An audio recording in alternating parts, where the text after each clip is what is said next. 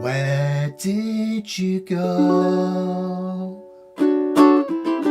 when things went wrong for you? When the knives came out for you? Where did you go? All you needed was a friend. You just have to ask, and then you don't have to have the solution. You've got to understand the problem. Don't go hoping for a miracle, yeah. All this will fade away. So I'm coming home. I'm coming home. What did you learn? Locked away all on your own. Chance and your head all blown.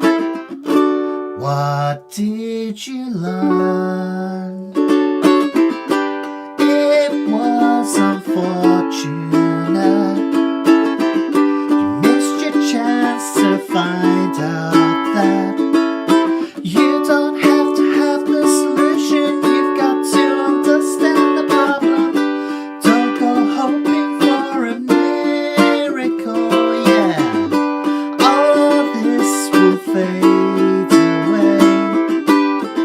So I'm coming home.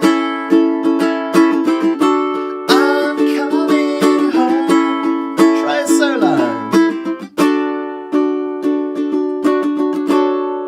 Or strum with me.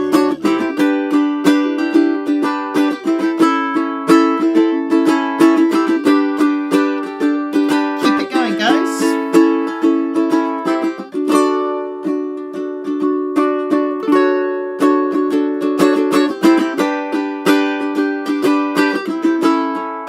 And then we've got our final pre-chorus and chorus. Here it comes. 2, 3, 4. You don't have to have the solution. You've got to understand the problem. Don't go hoping for a miracle, yeah. All this will fade away. So I'm coming home. Yeah, yeah, yeah. I'm coming home. Yeah, yeah. I'm coming home. But just for a short while.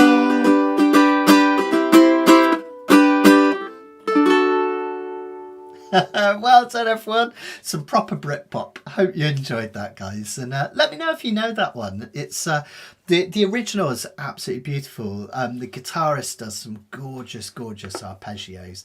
He used to play a really lovely Rickenbacker guitar for like a really jangly tone. And it sounded really sweet. So do check that out. It's got some lovely arpeggio work in it, that one. I think what makes this song is what we call the no chords at the start. So a no chord, or an NC, stands for no chord, but actually it means you strum once in most cases. So it's a bit of a fib. It's not really no chord. It should be called one chord. And then you hang it for the rest of the measure. So with the NC, that means we hit a normal D chord and we just strum it all the way. You can just use your thumb if you like. Da, da, da. Now you've got a couple of options here. The next chord's a D major 7. Okay. Remember this. All of the chords are shown on the next page as well. Now there's a couple of ways you could do this. You can either reach up from a D and put your finger on the 4th fret of the A string like this. Okay. Or what you can do is you can bar the whole of the 2nd fret and use your 3rd or 4th finger here. Okay, so that's D to D major 7. It's lovely, isn't it? You could also play the D like this if you prefer, by barring the 2nd fret, little finger on 5th, and then you just go to the 3rd, which is really nice as well. Yeah, so this one we're going to do walk, walk, walk running again.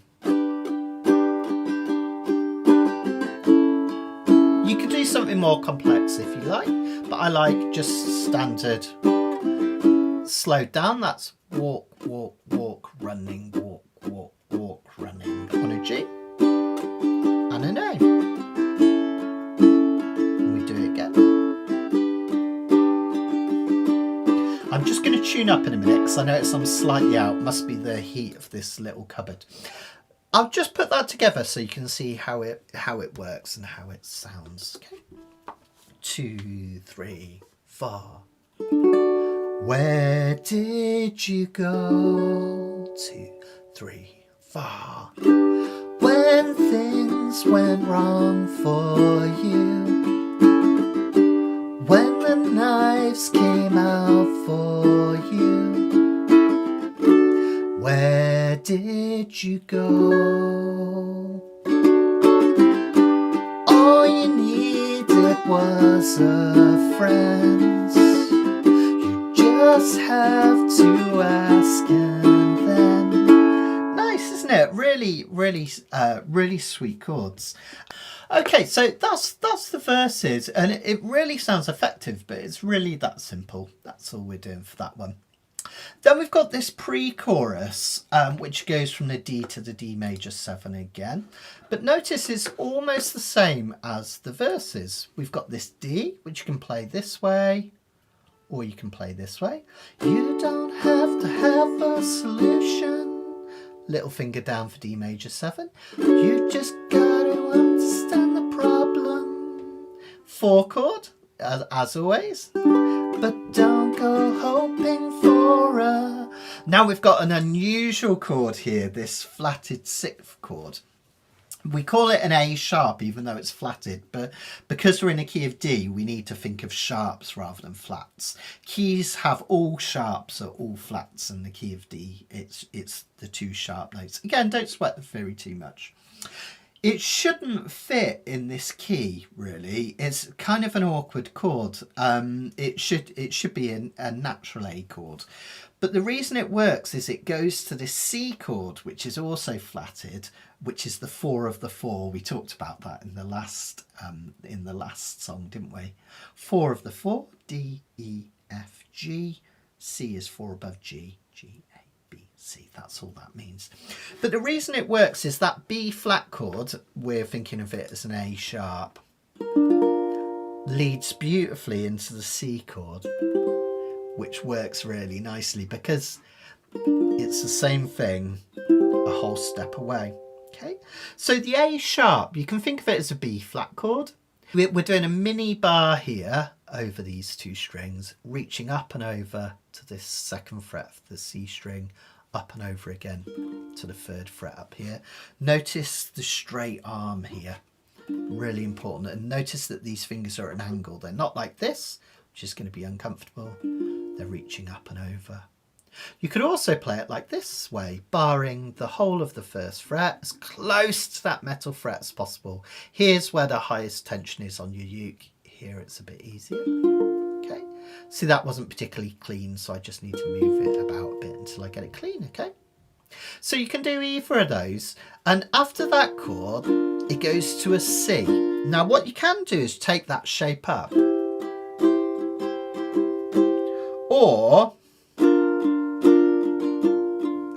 you can go to a normal C here. Either's absolutely fine. It's up to you which one you want to do.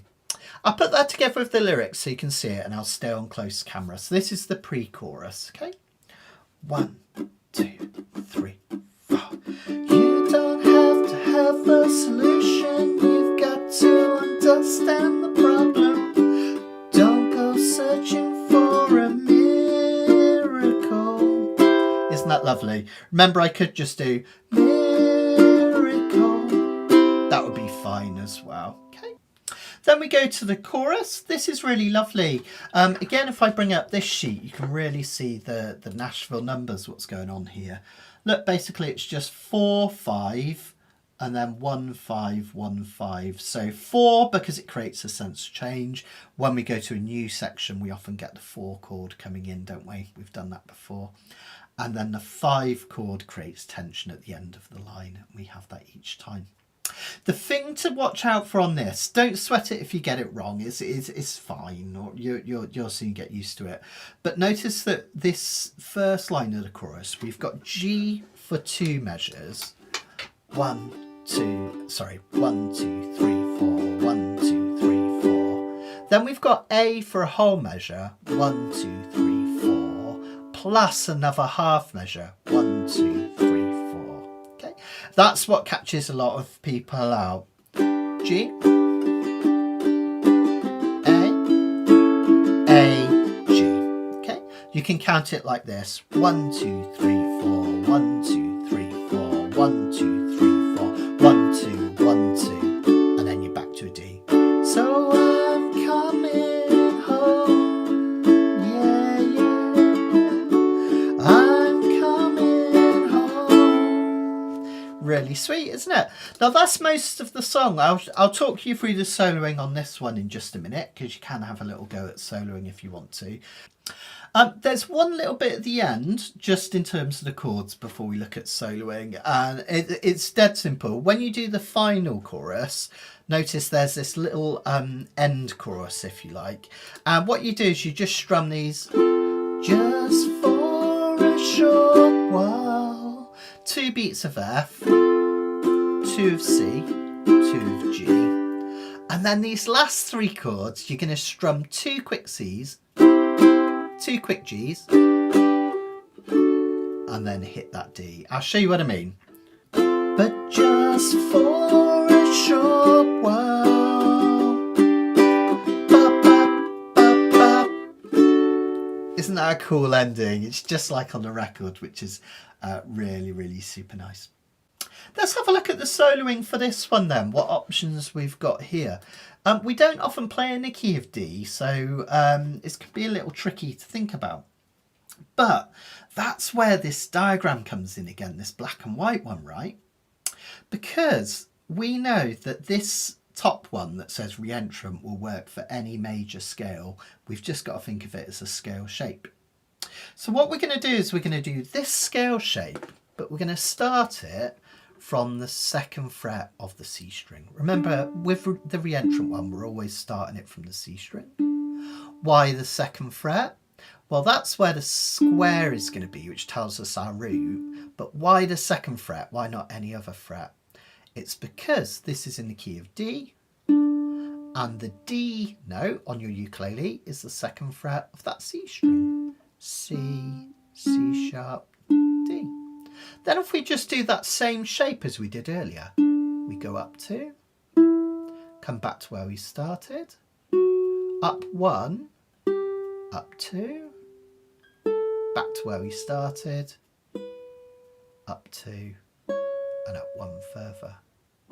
Really think about the fingers you're using there as well. I like to use my 1st and my 3rd finger.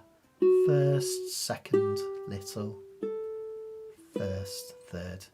So basically, just whichever fret the note falls on, think about it as 1, 2, 3, 4, like this. But the other thing you can do is to identify patterns.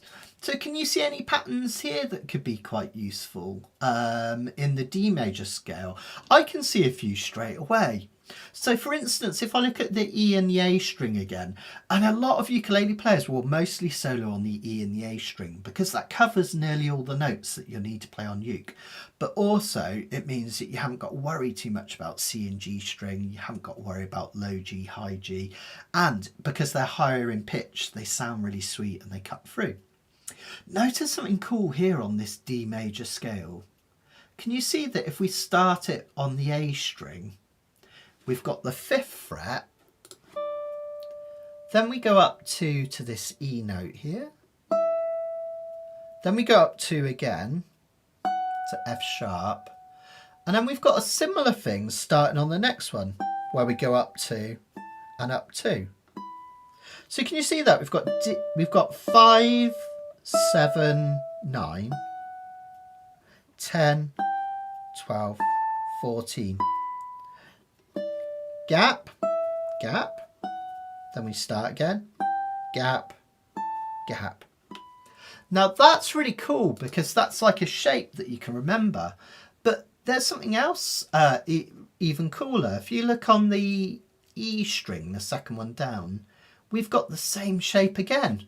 So you can also, when you're playing in the key of D, play 5th, 7, 9, 12, 10, 12, 14 as well.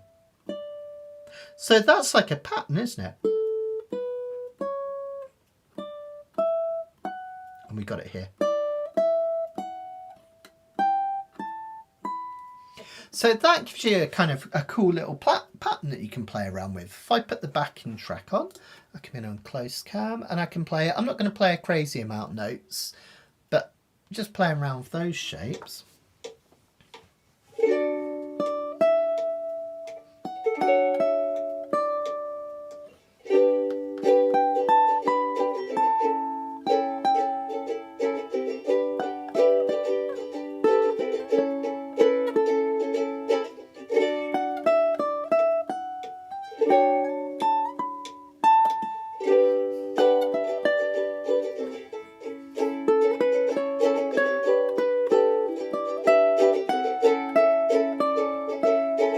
So you can see just from those two shapes, and that's what I want you to start to do. See if you can remember some of these shapes for the different keys. Or if you're not sure, just go back to your good old re-entrance shape and solo there.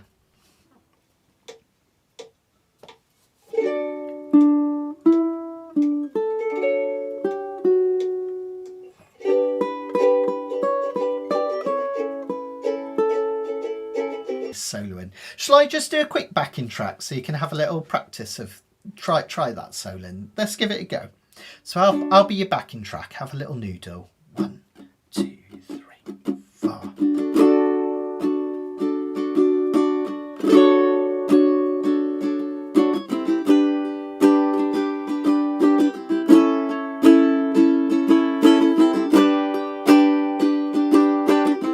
Keep it going.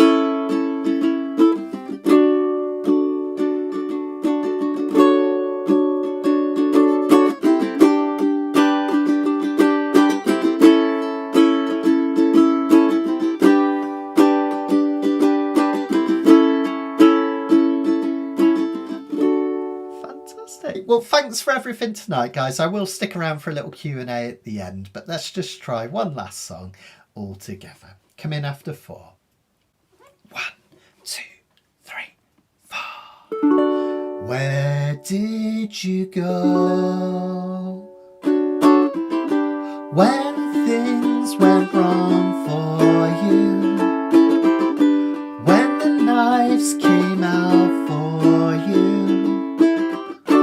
Where did you go? All you needed was a friend. You just have to ask and then you don't have to have the solution. You've got to understand the problem. Don't go hoping for a miracle, yeah. All this will fade.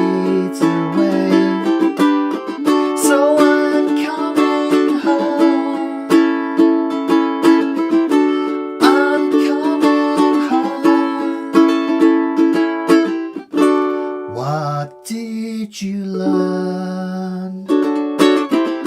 Locked away all on your own. Chance and your head all blown.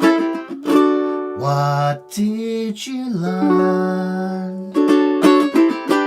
It was unfortunate. You missed your chance to find out that you don't have to have the solution. You've got to understand the problem. Don't go hoping for a miracle, yeah. All this will fade away. So I'm coming home. I'm coming home. Try a solo. Strum with me.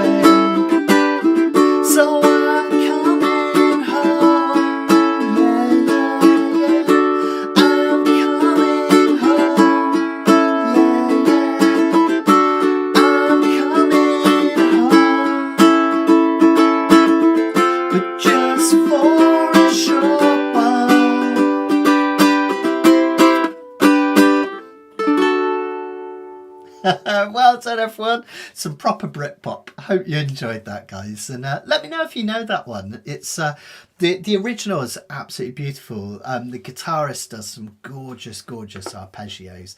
He used to play a really lovely Rickenbacker guitar for like a really jangly tone.